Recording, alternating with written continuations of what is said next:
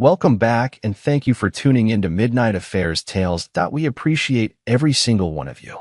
We'd love to know what part of the world you are watching from right now. Let us know in the comments. Now let's dive into today's story. Chapter 1. The sky was gray. Not stormy, just dead. Like it knew what was happening and didn't care. The funeral was small, but not quiet. Cameras clicked. A few reporters murmured outside the church gate. Inside, the polished casket sat untouched, flag folded sharp as a blade. Logan Rourke, Navy SEAL, elite operator, husband, had been declared Kia. No body recovered. Just a satellite call and a bag of gear shipped home in silence. His wife, Kara, wore black. Not the kind soaked in grief. This was sleek, tailored, like she planned to wear it again. She cried, but not too much. Next to her sat Rex Dalton, Logan's old friend, hunting buddy, the kind of guy who laughed too loud at bad jokes and borrowed tools he never returned. Now, he was holding Kara's hand. Logan's brother, Clint, stood across the aisle. He watched everything. His knuckles were white from clenching the pew. Something wasn't right. He felt it. And deep down, so did Kara, but for a different reason. Outside, a single black SUV idled with tinted windows. A man sat in the back seat, watching the church doors. His face was bruised, healing unevenly. His right hand trembled once, then stopped. Logan Rourke wasn't dead. He hadn't come home yet, but he was here. He watched Rex kiss his wife's cheek and press a hand to her lower back as they walked down the steps together. Logan didn't blink. So this was how it started, not with gunfire, not with some dramatic chase. It started with a funeral, a folded flag, and a lie so deep the truth couldn't breathe. But how do you bury a man who's still alive? Wait, I need to tell you something important. Have you ever realized that you keep watching my videos but haven't subscribed yet? This video has reached this point, which means you're enjoying it. So why not subscribe? I have a big goal, 3,000 subscribers, and you can help me reach it. Think about it. If you don't subscribe now, you might miss my next big video. This is the moment. Hit that subscribe button now. Do it now. And don't forget to hit the bell icon so you never miss out. I know you'll do it. And when we hit 3,000 subscribers, I have a special surprise for you. Now let's continue story. 3 weeks earlier. Sand in his mouth. Blood in his eyes. No backup. No extraction. Logan crawled out of the wreckage of an ambushed convoy. His leg torn open. His radio smashed. His teammate, Mendoza, lay face down in the dirt, burned beyond recognition. The op was classified. They weren't even supposed to be there. A quiet intercept mission near Mogadishu turned into a setup. No one came. No one ever would. He dragged himself for miles, half delirious, half dead, until a village woman pulled him from the edge of a river and carried him to a makeshift clinic. They kept him hidden. No name, no documents, no noise. He spent 2 months in silence, watching his skin knit back together while his mind frayed. At night, he saw flames. Kara's face, Rex's smirk. His phone had been destroyed. But when he finally got his hands on an old satellite feed, just one link to the outside, he saw something. Kara, in his house, with Rex, smiling, wearing Logan's hoodie, grilling steaks in Logan's backyard, kissing Rex with the ease of someone who'd done it before. How long had it been going on? He didn't know how he got to his feet. He only knew he wasn't staying buried. He walked with a limp. He spoke like someone who'd lost part of himself. But his mind had never been sharper. Logan died in that ambush. The man crawling out of that clinic wasn't him anymore. This new version? He didn't care about medals, or honor, or duty. He cared about one thing, getting everything back, piece by piece, or burning it all down. No one saw him arrive. Logan Rourke stepped off the bus in a small Virginia town wearing a second-hand coat and a silence that made people move out of his way. He had no fingerprints anymore, burned off in the explosion. His military records? Marked deceased. Social Security? Gone. He was a ghost with unfinished business. First stop wasn't home. It was a storage unit 2 towns over, one he'd opened years ago under a fake name, just in case. Inside, cash, weapons, photos, and a laptop. He opened it, logged in. Surveillance feeds flickered on screen. Static, then color. He'd hired a private contact while in hiding. Someone owed him a favor. Now, cameras fed him live footage of his own driveway, his own living room. Rex and Kara were in his house, living his life. The dog, Murphy, didn't even bark anymore. Logan leaned in as Rex tossed a beer can on the floor and flopped onto the couch. Kara said something. Rex laughed. Logan's jaw clenched so hard his teeth ached. Not yet. Not loud.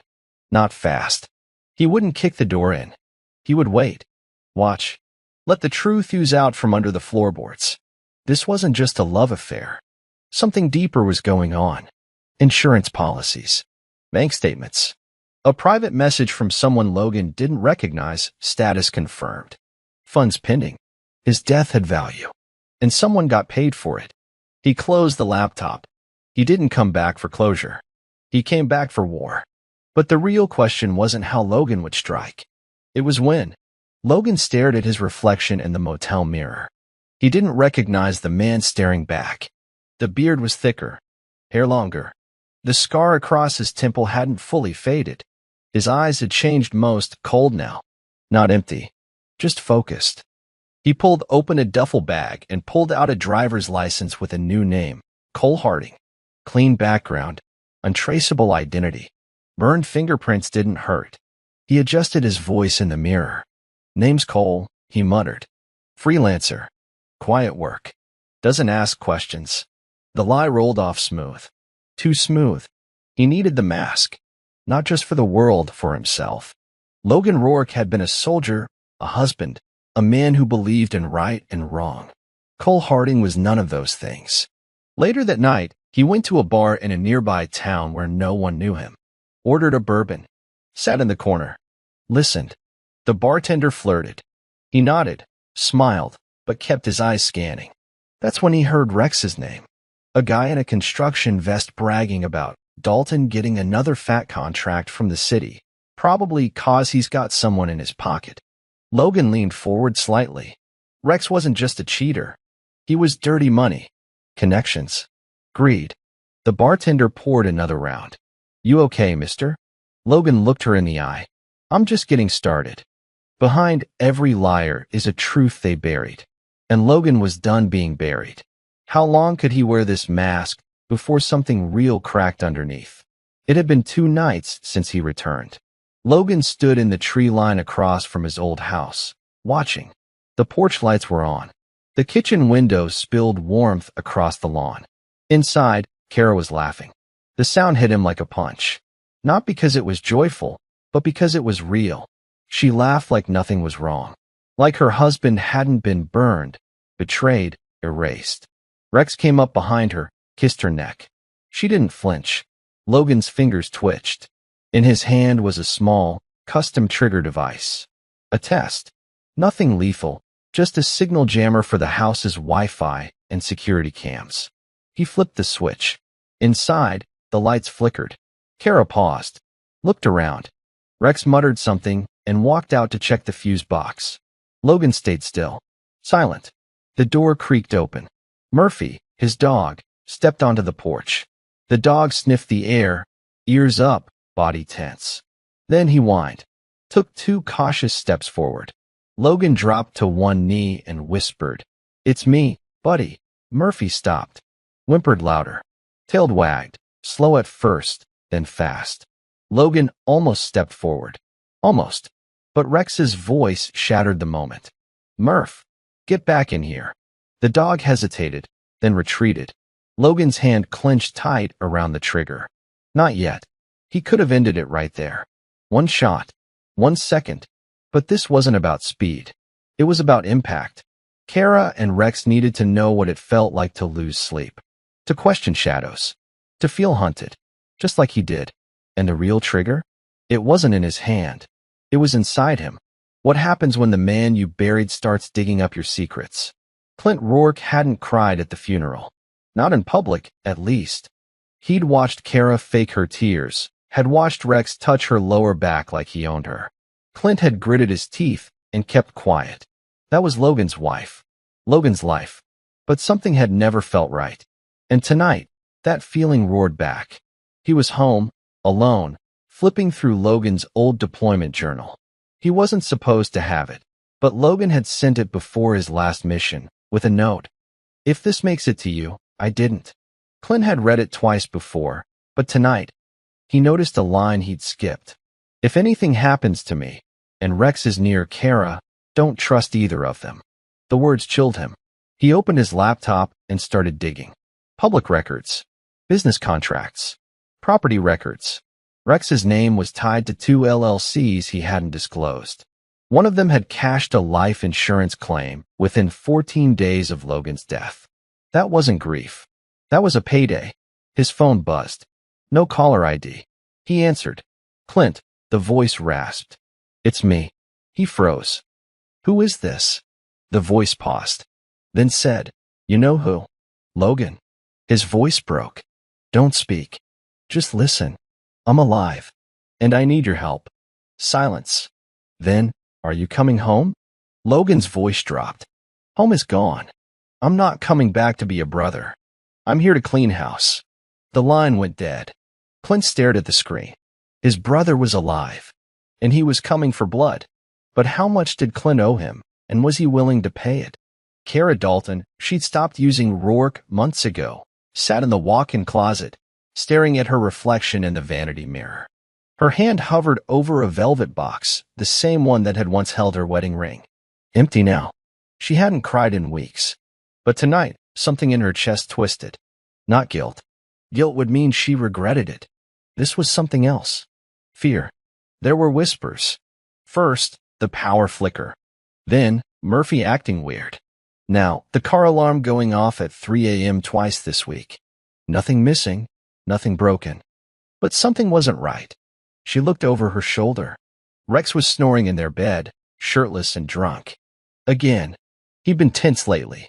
Picking fights. Snapping about little things. The money from the insurance had helped, but it hadn't solved the cracks in their foundation. If anything, it exposed them. And Kara? She had her own secrets. Logan hadn't just been a husband.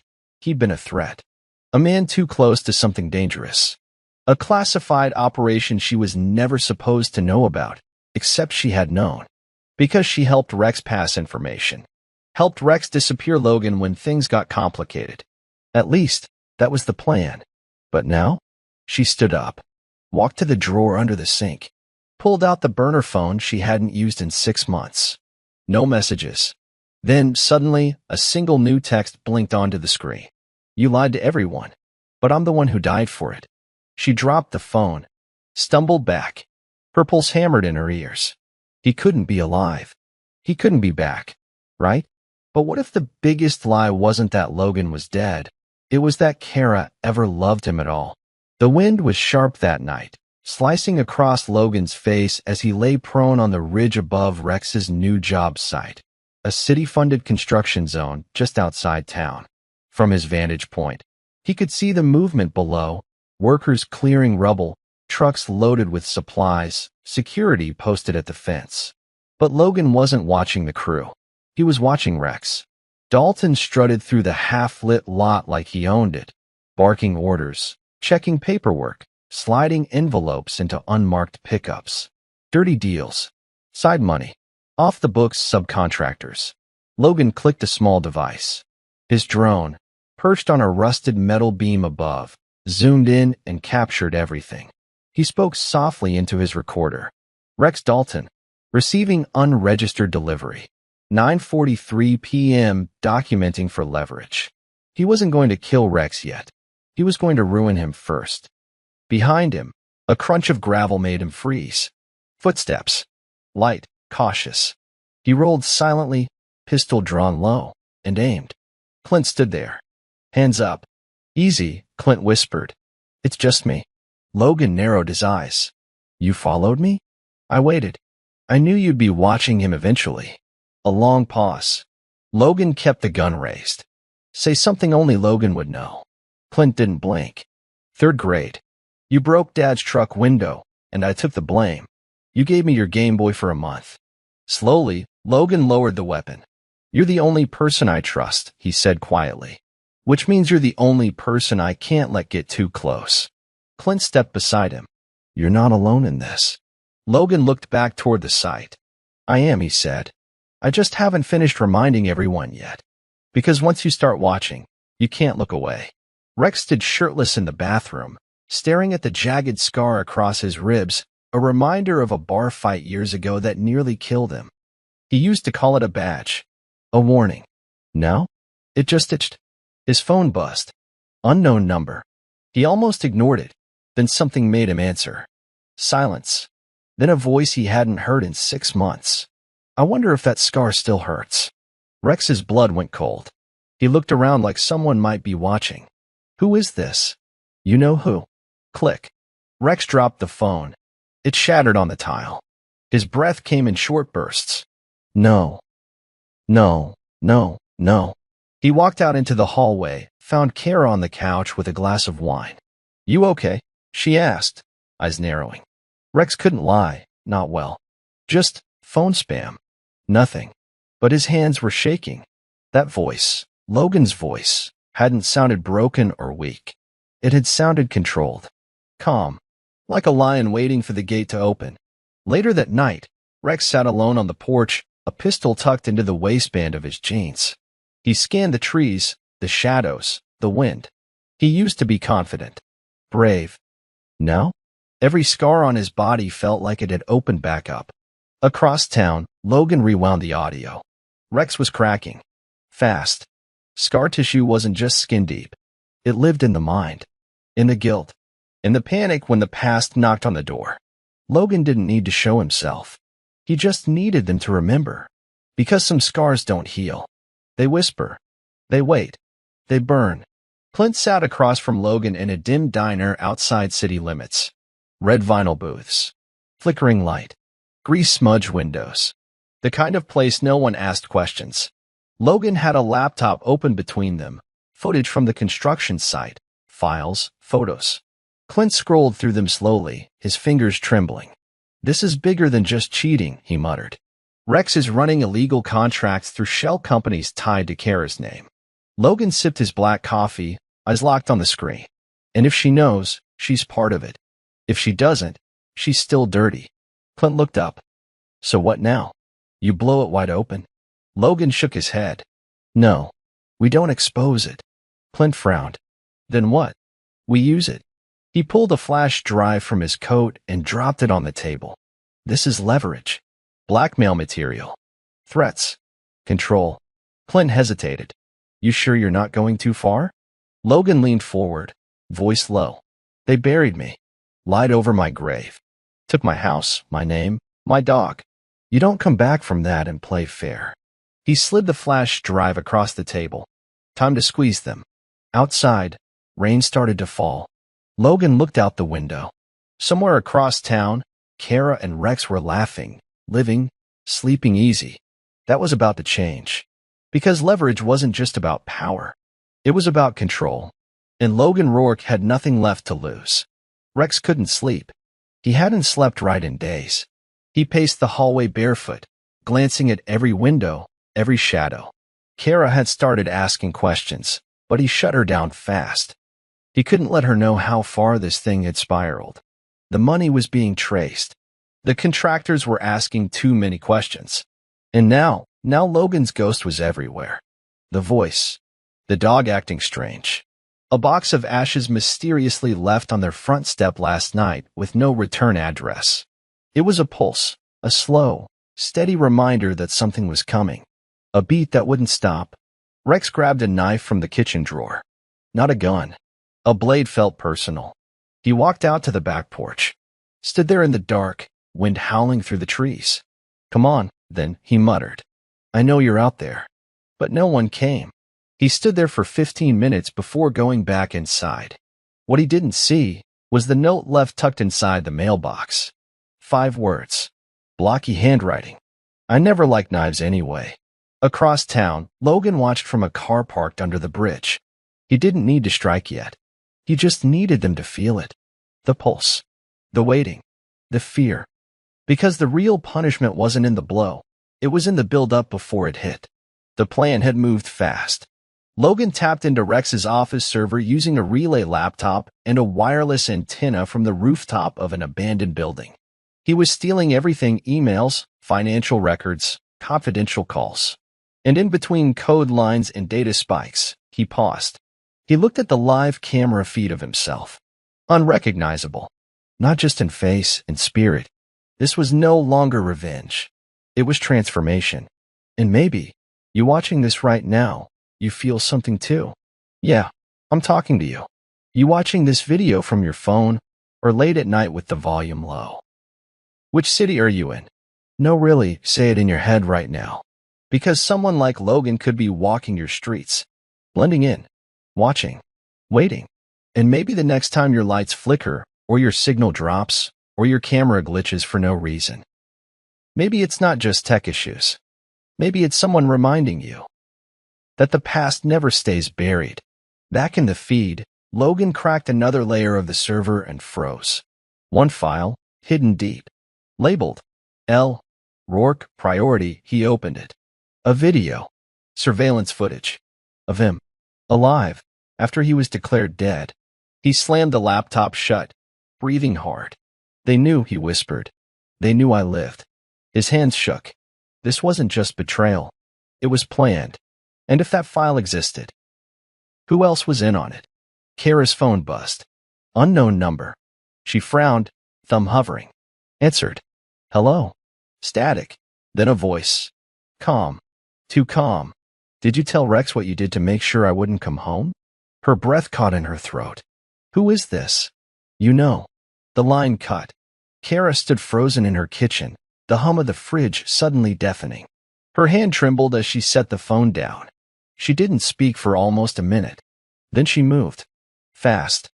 She ran upstairs, tore open her dresser drawer, and dug out an old flash drive. It had been hidden beneath years of junk and denial. She plugged it into her laptop. Footage. Documents. Bank records.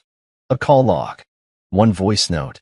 Rex's voice. Once he's out of the picture, we'll move in quietly. You'll get the payout. I'll handle the contractors. He's not coming back. She had saved it.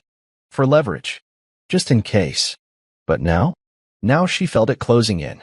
If Logan was alive, and she didn't doubt it anymore, he would burn it all down. She closed the laptop. She wasn't innocent. But maybe, just maybe, she didn't want to be buried with Rex either. She reached for her keys. Because when the walls start to close in, the only way out is through the fire. And this time, she wasn't sure who she feared more, Rex or Logan. Clint sat at his kitchen table, staring at a printed screenshot from Logan's stolen server dump. It was a contract, dated 4 weeks before Logan's last mission. Stamped classified. But the signature at the bottom made his stomach turn. Rex Dalton. He'd signed off as a civilian tactical advisor. The hell did that even mean? Clint picked up the phone. Logan, you need to see this. Silence. Then, I already have. You knew. Logan's voice came through calm, quiet. I had to be sure. Now I am. Clint exhaled.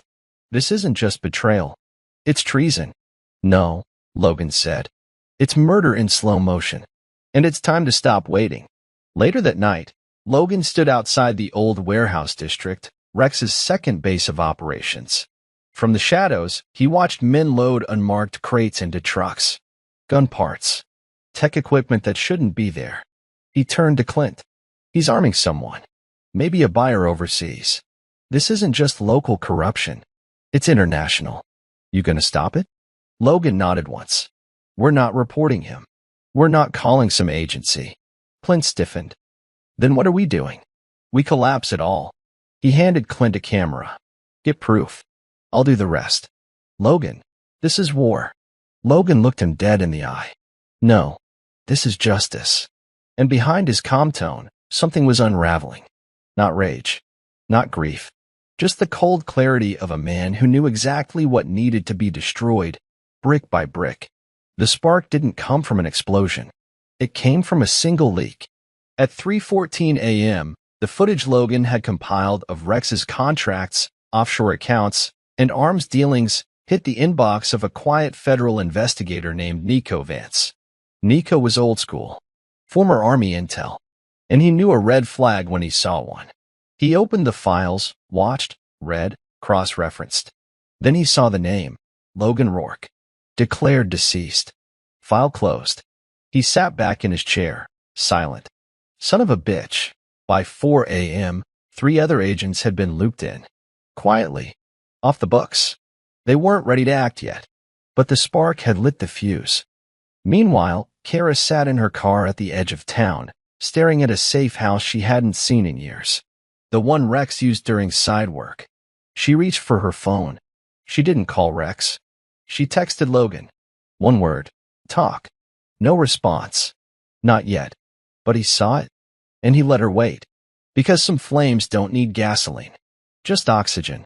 And Logan had learned how to wait until the air was thick. The fire was coming. Question is, who burns first? Kara waited. Not in her house. Not near Rex. She was parked at a gas station off I-64, staring out the windshield as the rain streaked sideways. She hadn't eaten. She hadn't slept. She just waited for him. And then he stepped out of the shadows. Logan. He didn't approach like a ghost. He walked up like a man who didn't care if the world saw him. Same eyes. Same frame. But colder now. Sharper. Like all the softness had been carved away and left behind in the dirt. He opened the passenger door and slid in. For a long time, neither of them spoke. Finally, Kara whispered, "You're alive." Logan didn't look at her. "You're observant." She winced. "I thought you were dead." "No," he said. "You hoped I was." Her throat tightened. It wasn't supposed to happen like this. Logan turned his head, eyes locked. "Then how was it supposed to happen, Kara?" She looked down at her lap. He leaned in, voice low. "Did you love me?" Kara blinked back tears. "I thought I did. Until everything got twisted." Rex said, "Don't say his name." The silence that followed was violent. Finally, she reached into her purse and pulled out the flash drive. "This is everything. The deal. The plan. Before your last mission. He never meant for you to come back." Logan took it, eyes unreadable. "You're not doing this for me," he said. She nodded. "No. I'm doing this because I'm tired of being afraid." He opened the door to leave. She called after him. "Are you going to kill him?" Logan paused. "No." Then he looked over his shoulder. "I'm going to end him." Rex Dalton was spiraling. He sat in his office, blinds shut, one hand wrapped around a bottle, the other gripping his phone like it could save him. 3 voicemails. All from unknown numbers. No voice. Just breathing. Earlier, his truck alarm had gone off 5 times in 1 hour. No one around. Then the lights in his house flickered again.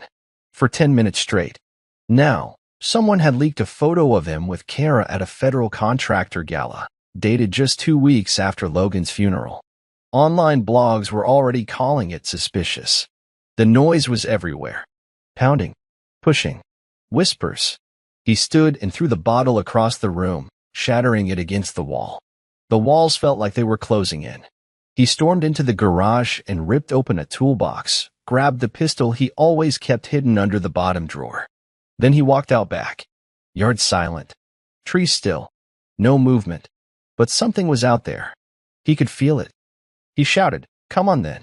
You want to play games? You think I'm scared of you?" Silence. Then, a single red laser dot blinked across his chest. He froze.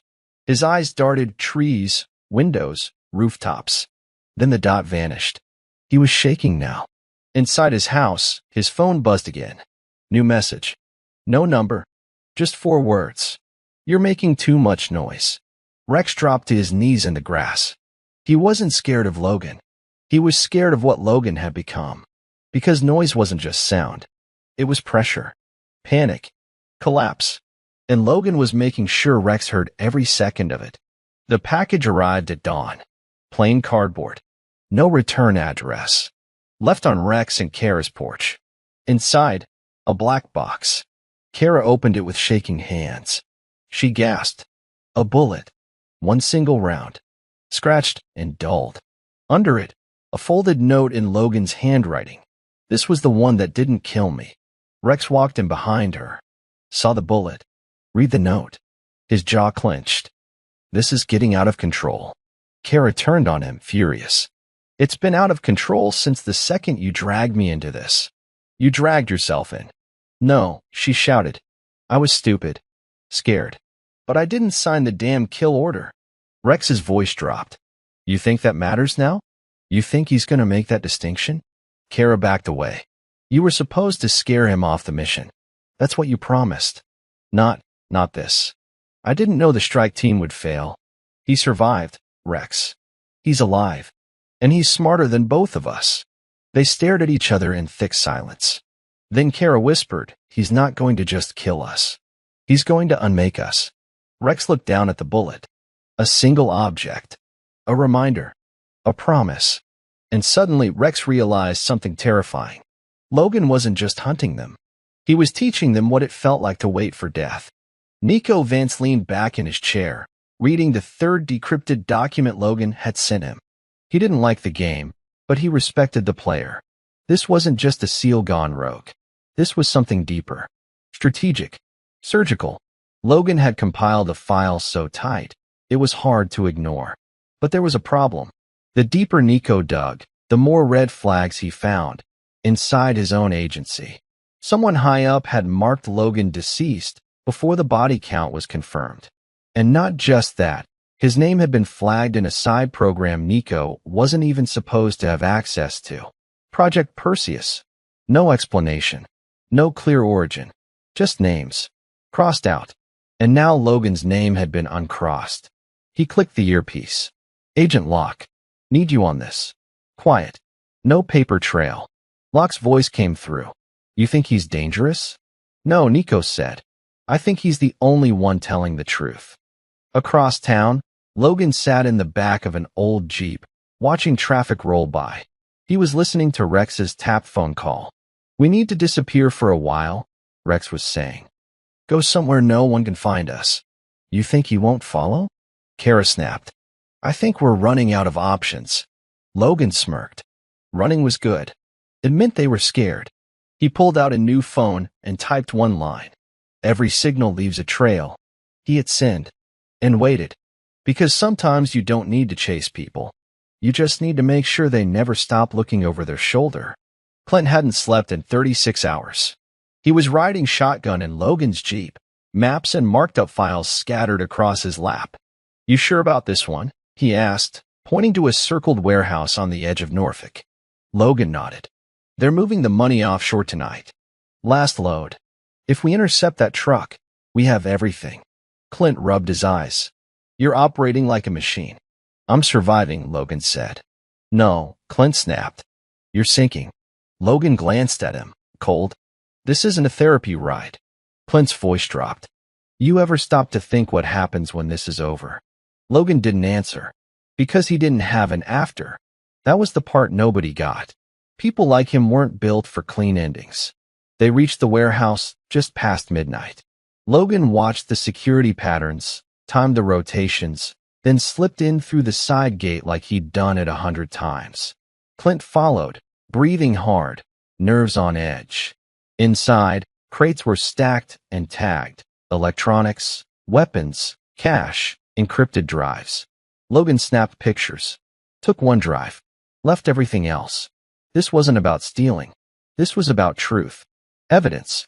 Wait. The kind that crushed liars when dropped hard enough. They slipped out before the guards even noticed. Back in the Jeep, Logan stared at the drive. This wasn't just about Kara or Rex anymore. This was a network. A system. And he was going to tear it down. One name at a time. Rex Dalton had never been to Langley. But the man he was meeting insisted. Inside a private conference room with no windows, he sat across from a sharp-dressed man in a black suit with government eyes. You're in trouble, the man said flatly. Rex leaned back. Depends on how much you want to believe a dead man. The agent slid a folder across the table. Inside, photos of Logan. Surveillance footage. Reports. And one document labeled, Project Perseus, Operative, Rourke, L. Rex stared. What the hell is this? The agent leaned in. This was never supposed to come out. I didn't sign up for this, Rex said. You cashed the checks. I thought we were just pushing him out. I didn't know he was flagged. I didn't know he was disposable. The agent finished. Rex's face went pale. The man stood. Whatever you thought you were a part of, it's over. And if Logan Rourke finds this file before we clean it up, you won't have to worry about him killing you. He paused. You'll need to worry about us. He left Rex sitting alone. File open. Hands shaking. Because in that moment, Rex finally realized. He hadn't betrayed a man. He had betrayed a weapon. And now that weapon had no leash, no master, and nothing left to lose. The warehouse was gone. Not empty, gone. Clint stood in the field where it had stood just 24 hours ago, staring at the ashes and blackened metal. The entire place had been leveled overnight. No explosion, no alarm, just burned to the ground. By the time local fire crews arrived, there was nothing left to save. The investigation report would call it electrical failure. But Logan knew better. He stood beside Clint, arms crossed, eyes locked on the smoke curling into the sky. They're covering their tracks, Clint muttered. Logan nodded. That's what rats do when they know someone's coming. What now? Clint asked. We escalate. He pulled a flash drive from his pocket, the one they'd taken before the warehouse vanished. Inside it, every bank account, every transaction, every dirty name connected to Rex, Kara, and whoever else had funded the op that left Logan dead. It was time to go public, but not through press. Not yet. First, pressure. Targeted. Loud. He sent out 10 emails to 10 specific people. City officials. Federal contacts. Private contractors. The subject line was just one word. Burn. Inside? A warning. This isn't revenge. This is exposure. You've got 72 hours to choose which side of the flame you're standing on. Clint glanced at him. You really think they'll listen? Logan looked back at the rising smoke. They will. Fire doesn't need permission to spread. Because the only thing louder than justice is when you burn everything they built to the damn ground. Kara sat in the hotel bathroom, door locked, water running. She stared at herself in the mirror. Mascara smeared. Hair tangled. Hands trembling. She barely recognized the woman staring back. Rex was in the next room, pacing, shouting on a burner phone. Paranoia had overtaken him. He kept a pistol under his pillow and checked the window every 15 minutes like clockwork. Kara wasn't scared anymore. She was tired. Tired of the lies. Of the running. Of the ghost they tried to bury crawling out of the dirt stronger than when he went in. She reached into her makeup bag, pulled out the second burner phone, the one only Logan had messaged. She hadn't answered in days. But now she typed one line. He's cracking. I'm not with him anymore. Tell me what you want. She had sinned. The message was a fracture. The kind that splits everything open. Logan read the text from the rooftop of an apartment complex. He didn't smile. Didn't feel relief. Just confirmation. Kara wasn't innocent. But she wasn't the enemy anymore. Maybe. He sent one line back. Meet me alone. Tomorrow. No lies. The fracture was here. In trust. In truth. In everything they thought they knew about each other. Because it's not the first break that does the damage. It's what comes after. Logan sat in the diner again. Same booth. Same seat. The place was almost empty. Just a sleepy server and some old country song playing low on the radio. Kara walked in, hood up, sunglasses on. She looked thinner, worn. She sat down across from him without speaking. For 30 seconds, they just breathed. Then she said, the night before your last mission. Rex told me you were going to die. Logan's eyes didn't move. I didn't believe him, she said. But when you disappeared and the payout came, I didn't ask questions. I told myself maybe it was karma. That you chose your job over me for the last time. He stared at her. And that made it okay? No, she said, eyes glassy. It made it easier. Logan finally looked out the window. I needed to know if you were part of it. Now I do. I wasn't at the start, she said. But I didn't stop it. That's still a choice. She nodded. Took it. Then she pulled a paper envelope from her coat. What's that? Logan asked. Proof. Rex met with a handler 2 nights ago. Private intelligence. I followed him. Took pictures. Audio. He's selling something. Not just arms. Files. Identities. Logan opened the envelope. Stiff photos. Timestamped audio. A voice he hadn't heard in years. The package is confirmed. Project Perseus is still live. Logan leaned back. The air felt heavier now. What does that mean? Kara asked. He looked her dead in the eyes. It means this was never just about betrayal. It was about what I knew. And suddenly, everything made sense. They didn't want him dead because he was a threat to them. They wanted him dead because he was a threat to what came next. Rex Dalton didn't sleep anymore. The hotel curtains stayed shut. The TV ran white noise through the night. His gun never left his hand, even in the shower. He wasn't a man anymore. He was prey. He could feel it. The walls weren't closing in. Logan was. And the most terrifying part? Logan wasn't rushing. He was patient, calculated, moving like a predator who'd already chosen how the hunt would end. Rex stared at the laptop screen, scrolling through encrypted messages from contacts who used to respect him, now dodging him, avoiding his calls, pretending they didn't know him. He wasn't powerful anymore. He was exposed. The money had gone quiet. The back channels? Cut. The partners? Vanished. He grabbed his phone and dialed the one number he said he never would. The man from Langley answered in 2 rings. You're on your own, the voice said coldly. You owe me. Rex snapped. You said you'd protect me if it got out. And it's out. Click. Silence. Rex screamed and threw the phone against the wall. The predator didn't need to chase him anymore. He just had to wait. Because now, Rex was bleeding in the water. Clint met Logan outside a boarded-up church at the edge of town. Fog clung to the trees. The place looked like something out of a nightmare. You sure this is it? Clint asked. Logan nodded. This is where the handler works out of. We're used to. We'll know in 5 minutes. They went in quiet. No talking. Just movement. Military muscle memory. Inside, it smelled like mildew and dust. The altar had been stripped. In its place, servers, equipment, crates.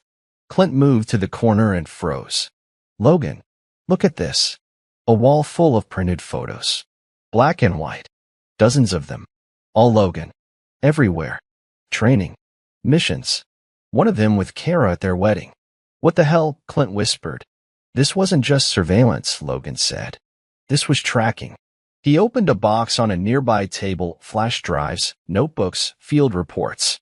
Then he saw it. A dossier marked. Ghost Protocol, Rourke. L. He opened it. His name. His biometrics. Medical files. Kill authorization. Dated before his last mission. Jesus, Clint whispered. They greenlit you months in advance. Logan stared at the paper in his hand, his jaw locked. They didn't kill me because I knew something. He looked at Clint. They killed me because I was a weapon they couldn't control. And now that weapon was loose. And aware. And more dangerous than ever. Kara stood in front of the courthouse parking garage, holding a manila envelope in her hands. Inside it, the audio proof, the photos, the link between Rex, the handler, and Project Perseus. She looked over her shoulder. Logan stood across the street, in the shadows, not moving. Watching. She took a deep breath and stepped inside. 10 minutes later, she was walking back out, lighter. It was done. The DA's office now had the truth. The fuse had been lit. And when it blew, it wouldn't just take down Rex. It would expose everything. Across town, Rex pulled into the back of a private hangar. A small plane waited, engine hot. Bags already loaded. He jumped out, phone pressed to his ear. We're leaving now. I'm done waiting. The pilot gave him a nod.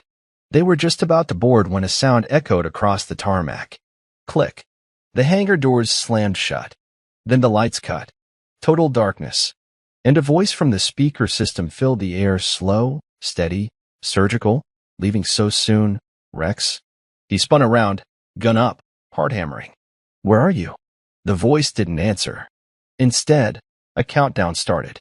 Not for a bomb, but for everything Rex ever built to explode into light. Because Logan didn't just want him dead. He wanted everyone to see why. At exactly 7 a.m., every screen in the Norfolk Metro Police Department flickered.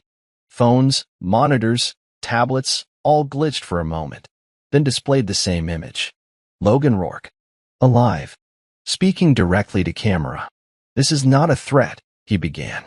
This is a correction. His voice was calm, clear, deadly. For 6 months, you've been living off the lie that I was dead, that I disappeared, that my name could be buried under fake reports and dirty money. He leaned closer. Let me be clear. I survived the mission they sent me on. I wasn't rescued. I wasn't debriefed. I was targeted.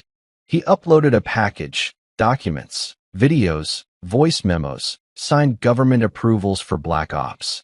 The anchor at a local news station gasped as the feed took over their live broadcast. Her teleprompter went blank. The network's control room tried to override it, but the hack was airtight. Logan's face appeared across every major channel in the region for 4 full minutes. Then he ended with one sentence. The people who tried to erase me just became the headline. And then it cut to black. By 8 a.m., the internet was on fire. Social media exploded. The name Logan Rourke trended globally. Feds scrambled. Phones rang off the hook. And those who had signed the orders to eliminate him, they were already in hiding. Because when the ghost they buried comes back from the grave, he doesn't knock. He kicks the door in. Rex's jet never took off. The hangar remained sealed. Local authorities, tipped anonymously, raided the site minutes after Logan's broadcast. Rex escaped through a maintenance tunnel beneath the runway, bloodied and panicked. No entourage. No exit plan. No backup. He was now officially wanted, charged with conspiracy, fraud, and material support of an illegal operation. Kara's evidence had been corroborated by Logan's file drop. His face was plastered across news bulletins. Logan watched from a rooftop 2 blocks away, sniper scope trained on the street corner where Rex's burner car would eventually arrive. But he didn't pull the trigger. Not yet. A voice crackled in his earpiece. Clint. He's headed south. Looks like he's trying to reach the safe house near Raleigh. Logan nodded to himself. That's his last move. You want me to intercept? No. Let him run, Logan said.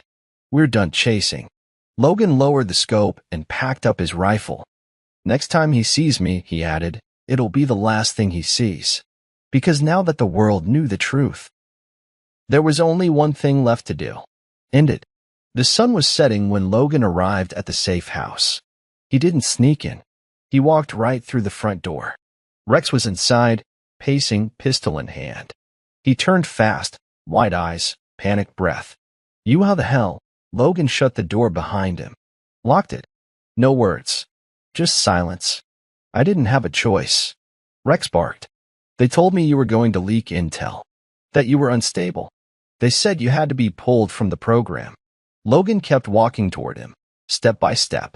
You signed the order, Rex. I didn't know they'd actually try to kill you. You hoped they would, Logan said. Because you wanted my life. My house. My dog. My wife. Rex raised the gun. Logan didn't flinch. You pull that trigger, he said. You better make it count. They stared at each other. And for the first time, Rex hesitated. Because deep down, he knew something terrifying. Logan wasn't afraid to die. He was already dead to everything that used to matter. Rex lowered the gun, hands shaking. Please, Logan stepped close. You don't get to beg now. A single gunshot echoed through the woods. Not from Logan, from the front yard. Clint. Rex dropped to his knees, grazed in the leg. Screaming. Logan leaned in. This isn't mercy, he whispered. It's a warning to the rest of them. He walked away, leaving Rex bleeding, screaming. Not dead, but broken. And sometimes that's worse. Rex Dalton was in custody. Clint had called in an anonymous tip, made sure authorities found him wounded but alive. No exit wounds. Just enough pain to make him scream every time he moved. He was arrested in the woods outside the safe house, bleeding and crying, mumbling something about ghosts and Project Perseus. He was cuffed and hauled off, wild-eyed, still trying to convince the agents around him that it wasn't his fault, that it had never been his idea. But the headlines didn't care. Government contractor accused in SEAL assassination plot. Ghost operative exposes black site corruption. Logan Rourke alive. CIA silent. the nation watched. And for the first time in months, Logan didn't have to fight for attention. The truth had made it to the surface. But with it came something colder, bigger, more dangerous. Logan stood at Clint's place, reading a message that had just hit his encrypted inbox. From a contact inside the intelligence community. One word, others. He read it again. Others. He turned to Clint. It wasn't just me. What do you mean? Logan showed him the message. I wasn't the only one they marked. There are others who got wiped off the books. Soldiers. Agents. People like me. Project Perseus wasn't one mission. It was a purge.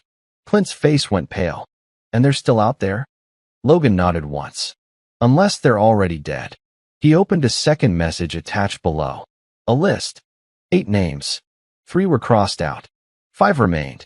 And next to each name, active, unknown status. Logan's jaw clenched. The war wasn't over. It had just evolved. The first name on the list was Monroe Cade. Last known location, Flagstaff, Arizona. Former recon intel. Disappeared 6 months before Logan's final deployment. He'd been marked Kia in training accident. Sound familiar? Logan didn't hesitate. He packed a bag, loaded the Jeep, and hit the road. Kara showed up at Clint's house a few hours later. She was shaken, but calm. Not looking for pity, just clarity. I know I don't deserve to ask, she said. But is he okay? Clint didn't lie. He's not okay. But he's moving forward. Where is he? Off the map again. Looking for someone. Kara looked down. Will he come back? Clint shrugged. Not unless someone gives him a reason. 2 days later, in the dust-soaked hills outside Flagstaff, Logan stood outside a trailer surrounded by rusted cars and satellite dishes. He didn't knock. He waited. The door opened. A man stepped out. Broad. Gray around the beard. One eye cloudy. The other sharp as a blade. Didn't think I'd ever see you, Monroe Cade said. Logan nodded. Didn't think I'd still be breathing. Monroe leaned against the doorframe. So, they tried to kill you too? Logan handed him the list. Monroe scanned the names. His hand trembled, just slightly. I figured something was coming, Monroe said. But I thought maybe I was just paranoid. You weren't, Logan said. Monroe looked up. You really want to dig this up? Logan's voice dropped. They killed my identity. Tried to bury me. Took everything I had. A pause. And now I'm going to return the favor. Monroe smirked. Damn. You sound like a man with purpose. I am, Logan said. He looked out at the horizon, the sky burning orange as night closed in. Because this wasn't just personal anymore. This was about every name they tried to erase. And he would find them all, one by one. The cabin was off-grid. No Wi-Fi. No cell service. Just a single landline hooked to an encrypted satellite relay that only a handful of people knew how to use. Logan sat at the table inside, eyes scanning the file Monroe had handed him, one name after the other, each one supposedly dead, each one connected by a thin black thread that someone tried hard to cut. Monroe poured whiskey into 2 mugs. You sure you want to do this? He asked. Logan didn't look up. I already started. Monroe nodded. Then I've got one lead. If she's alive, she'll know more than any of us. He slid a photo across the table. A woman, dark hair, sharp eyes, tactical vest. Call sign, Sable real name, Mace Sinclair. Former cyber ops and fieldwork for a Black Flag unit under Homeland. Disappeared 4 months after her last assignment in Kabul. Death ruled a terrorist hit. But Monroe didn't buy it. And now, neither did Logan. She's still in the country? Logan asked. If she is, she'll be in D.C. Underground circuit. The hacker world knows her. They just don't say her name out loud. Logan leaned back, thinking, why would they go after her? Monroe tapped the photo. Because she built the digital map of the entire Perseus shadow network. Logan stared at the image. One woman. A key. A threat. I need her. Monroe gave a quiet smirk. Yeah, well, good luck finding a ghost who doesn't want to be found. Logan stood, grabbed his bag, and opened the cabin door. I don't need luck. He glanced back. I need to make noise. Washington, D.C. was loud, fast, and heavily monitored. which meant Sable was somewhere quiet, slow, and forgotten. It took Logan 4 days to find her trail. He paid off 2 hackers, hacked a private data broker's server, and cross-referenced IP pings tied to a long-dead military satellite from a decade ago. Then finally, a signal. An old auto body garage in Anacostia, run by a man named Kilo. Ex-con. Grease under his nails. And apparently, her contact. Logan pulled in, engine humming low. Walked inside without a word. Kilo barely looked up. "You Logan?" Logan didn't answer. Kilo laughed. "You don't talk much." "That's fine." She said, "If someone like you came looking, you'd have to pass a test." "What kind of test?" Logan asked. She said, "If you're real, you'll already know the answer." Then he handed over a burner phone. A message flashed on the screen. "How do you kill something that doesn't exist?" Logan read it. Typed back, "You can't, but you can hunt what created it." A pause. Then the screen lit up with an address. No name. No instructions. Just coordinates. Kilo smiled. "She's watching." Logan turned to leave. "You sure about this?" Kilo asked. Logan looked over his shoulder. "She's the one who mapped Perseus?" Kilo nodded. Logan's jaw tightened. "Then she's the next piece." He stepped out into the street, the sun low and orange behind Capitol Hill. Somewhere beneath the city, another ghost was waiting. And Logan wasn't looking for a conversation. He was building a war. The address led Logan to a rundown bookstore beneath an overpass, the kind that looked closed even when it was open. A faded sign above the door read, "Novelties and Notions." No cameras. No windows. Just dust, age, and silence. He stepped inside. The bell above the door didn't ring. Shelves of forgotten paperbacks lined the walls. A single light buzzed near the back. No clerk in sight. "Rourke," a woman's voice called. Calm. Confident. He turned. She stood behind the counter, arms crossed, watching him like a scientist studies a live wire. May Sinclair, Sable. Shorter than he expected. But her presence filled the room like tension before a storm. "You tracked me," she said. "That means you're either smart or suicidal." Logan didn't blink. "You were on the list." "I know. I made the list," she replied. He stepped closer. "Then why aren't you doing anything?" "I am," she said. "Surviving." She walked to a back room, waved him in. Inside, walls covered in old-school maps, red thread, sticky notes, and monitors, dozens, some still running on outdated OS systems. No internet. All hardwired, analog. Logan scanned the room. "You built this?" She nodded. "Before I went ghost. Back when I still believed someone would care." He tossed her the flash drive with the files from the hangar. "They still do. Now more than ever." She plugged it into an offline rig. Scanned it fast. Rex. Dalton. Dirty money. Civilian contractors turned black market runners, she said. "It's all here. But this is surface level." She pulled a file from her desk. "This is the core." She opened it. A map. Dozens of red pins. Names. Dates. Then she pointed at one line of text. Phase 2. Civilian asset activation. Pending approval. Logan stared. "What does that mean?" She met his eyes. "It means they're not just killing ghosts anymore." She took a breath. "They're building new ones."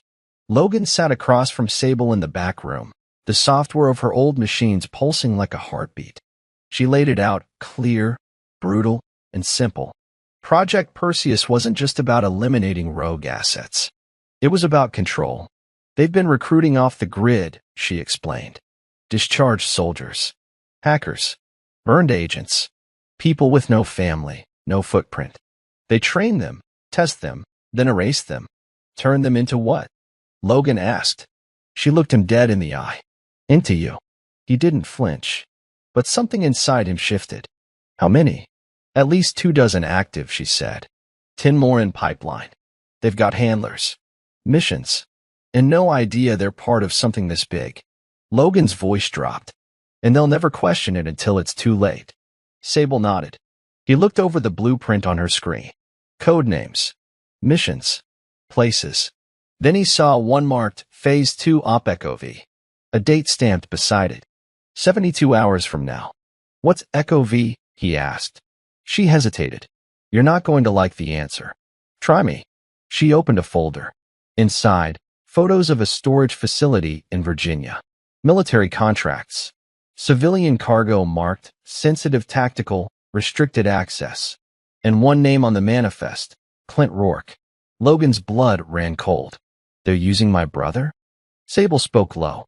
Looks like he got flagged. Maybe a pressure point. Maybe they think he's useful. Logan stood. Where is it? I'll take you, she said, rising.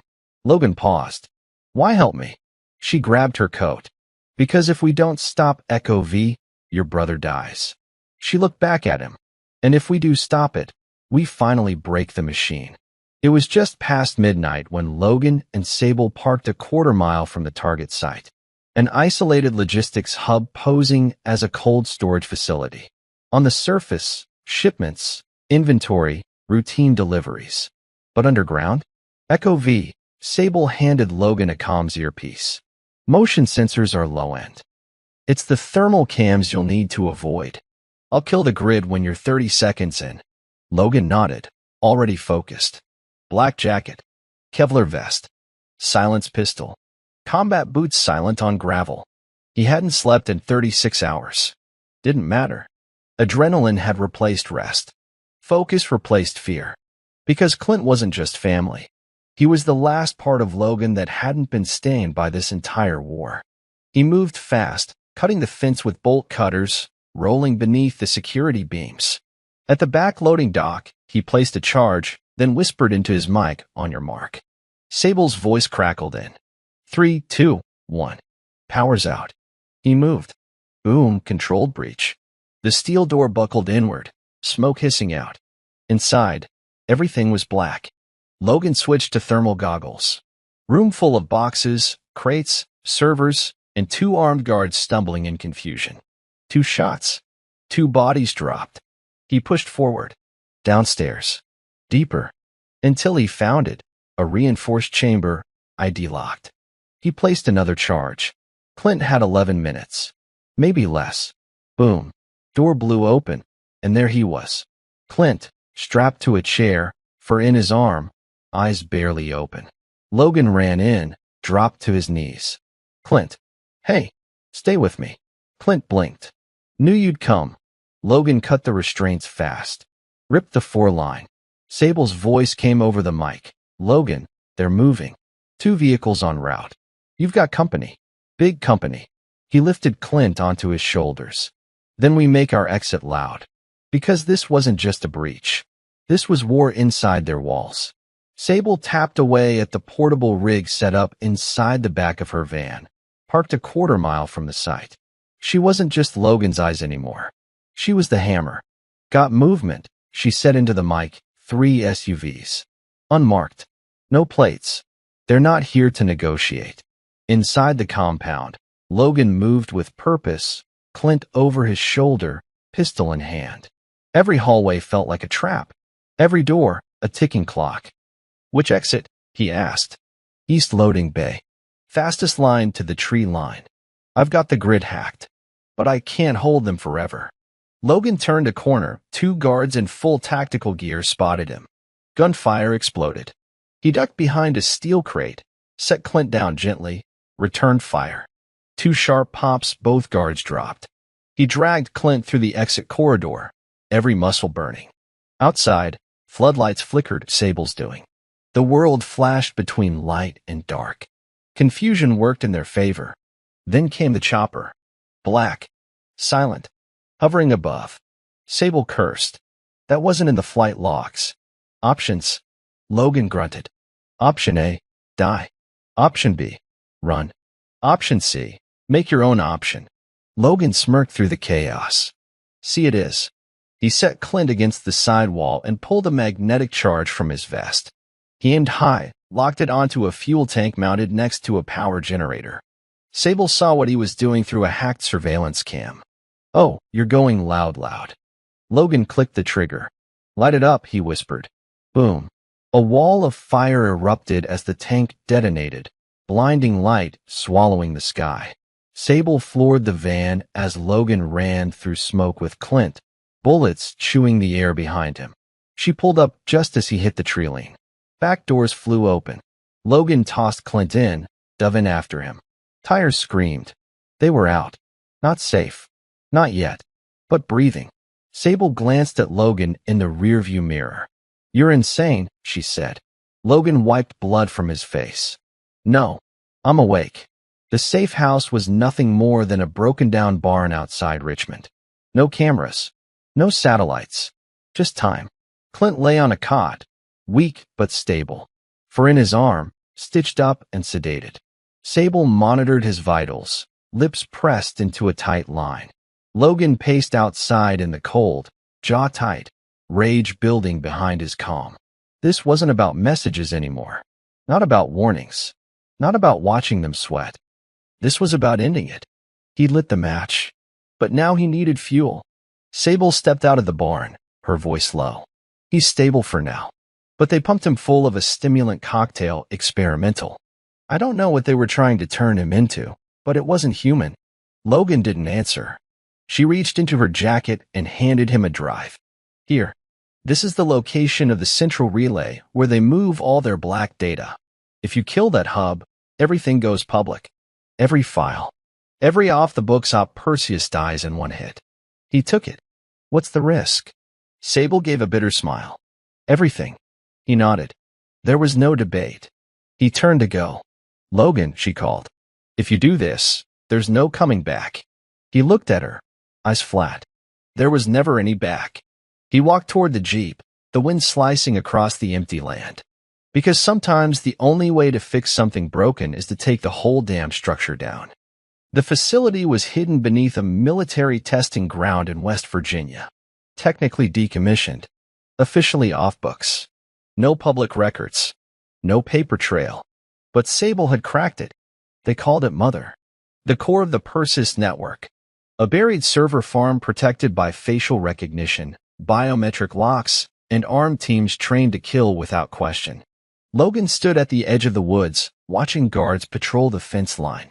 Past them, a steel door embedded into the hillside, the entrance to hell. He'd seen worse, but never this close to the source. He'd come alone. No backup. No Sable. No Clint.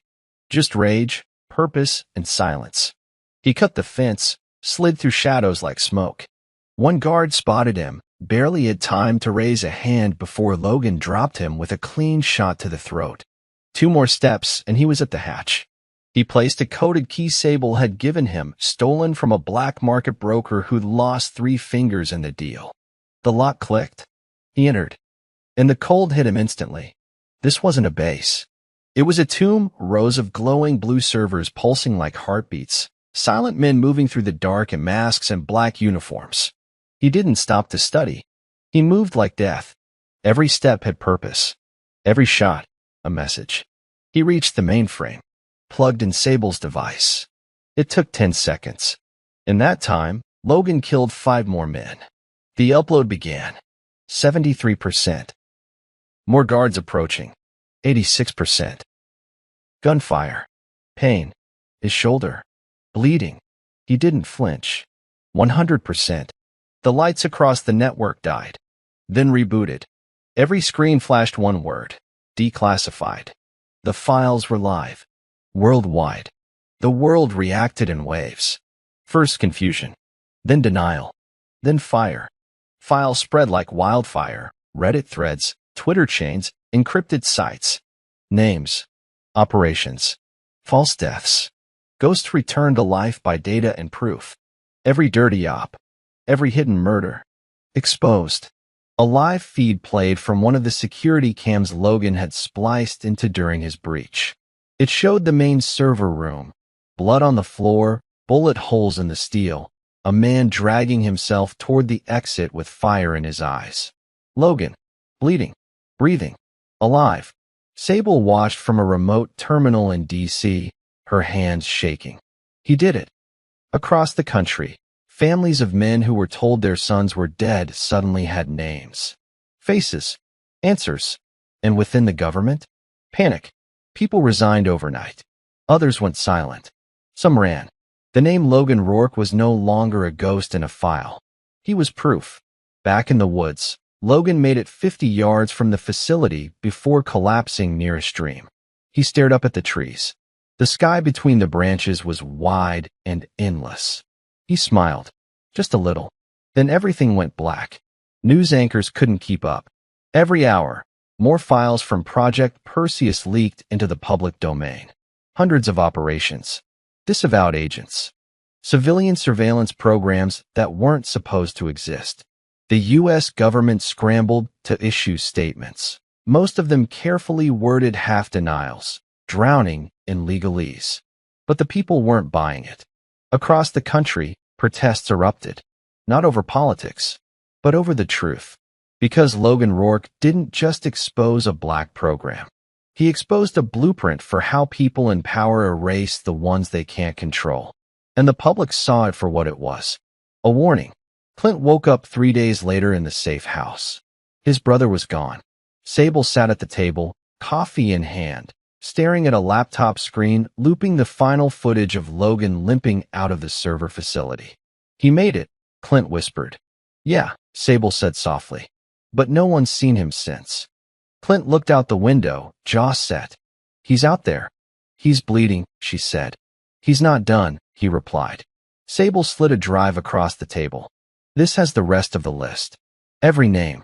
Every facility still active. We thought Persis was dead. It isn't. Clint looked down at the drive. Then back at her. What are you saying? Sable leaned forward. I'm saying we don't bury what he built. 2 men sat in a glass-walled conference room somewhere in Virginia. One wore a suit with a flag pin. The other, a tactical vest under a windbreaker, military haircut, cold eyes. They watched a screen showing Logan's breach, frame by frame. The man in the suit spoke first. What's the damage? 17 black sites burned. 48 assets compromised. 13 handlers unaccounted for. And Rourke. Gone. The suit clenched his jaw. And the list. Public. We've lost control. Silence. Then the tactical man leaned forward. We initiate Echo Protocol. The suit hesitated. That's a kill order. It always was. Anyone else? The man nodded. We activate the new model. Controlled, clean, untraceable. And if they fail? The man looked straight into the screen. Then we release the wolves. Clint stared at the drive. The file named Echo Protocol blinked at him like a loaded gun. What is it? He asked. Sable's voice was quiet. Insurance policy. If the leaks went too far, they'd send a new generation of agents. Not just killers. Program ghosts. They're not trained to protect. She looked at him. They're trained to finish the job we started. Clint stood slowly. Then we find them before they're activated. She nodded once. Then we become the firewall. Because the story wasn't over. It was just shifting sides. Logan woke up with dirt in his mouth and fire in his lungs. His body ached. Ribs cracked. Shoulder stiff. But alive. He was in a cabin he didn't recognize. Bandaged. Alone. A folded note sat on the floor beside the bed. He opened it slowly. You're not done yet. He forced himself up. Every step a war. In the mirror, he looked like a ghost. Sunken cheeks, haunted eyes, skin pale. But under it all, something new had taken root. Not just vengeance. Clarity. The world had changed. Not because he wanted it to, but because he forced it to. He opened a trunk in the corner, his old gear, cleaned and prepped. And beside it, a second drive. One Sable had left him. Echo Protocol, targets active. 8 names. 1 mission. He stared out the cabin window as the sun rose behind the trees. Not in anger, not in fear, but in focus. He zipped the gear, loaded his weapon, and stepped outside. Because they buried him once. They tried to turn him into a warning. But now? Now he was the response. The names were burned into his mind. 8 of them. Each tied to the new version of Project Persis. Each trained to replace what Logan had once been. But none of them knew the truth. Not yet. Logan stood in the highlands of Montana, near the drop zone of the first target. A quiet ranch house surrounded by pines. Peaceful. Still.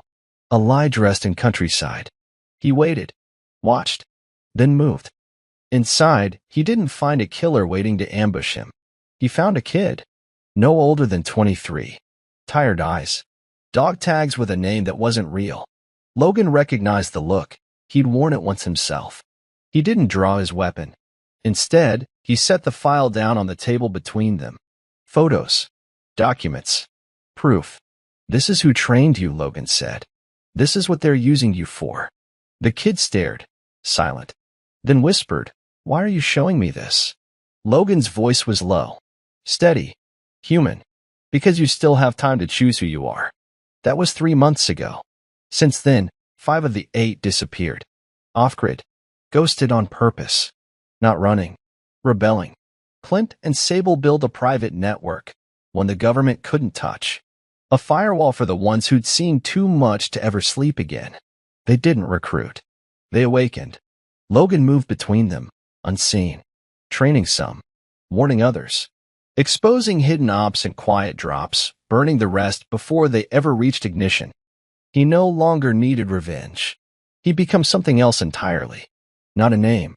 Not a ghost. A reminder. Some say Logan Rourke is dead. Others say they've seen him in shadows, in passing, in the quiet before a storm. But if you listen closely, across every encrypted channel, behind every leaked drop, you'll find one mark. A black insignia. An open eye. And beneath it, one phrase, "You buried the wrong man." Enjoyed the ride? Then make sure to subscribe to the channel, because this is just one story in a world of many. Hit that like button if you felt the fire, the pain, the justice. Share this with someone who'd never let a betrayal go unpunished. Now tell me this. If Logan showed up in your city tonight, do you think you'd help him or hide? Drop your answer in the comments. And remember, ghosts don't fade. They wait.